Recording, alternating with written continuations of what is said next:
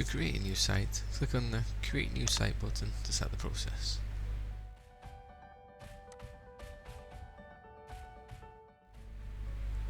Next, zoom to the area you want to create your site and click to begin your first point.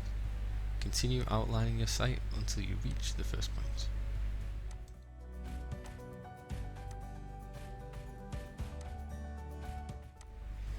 Now, fill in the form with the details about your site you are creating and hit save.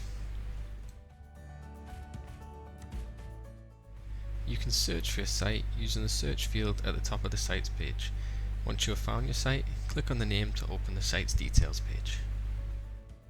You can edit the details about your site by clicking the Actions button and navigating to Edit Site. You can now edit the details about your site as well as its boundary, and click Save.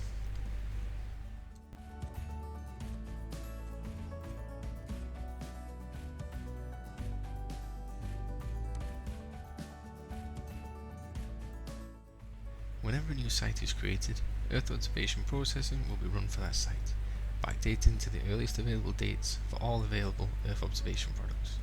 This processing will be run on a nightly basis to keep things up to date.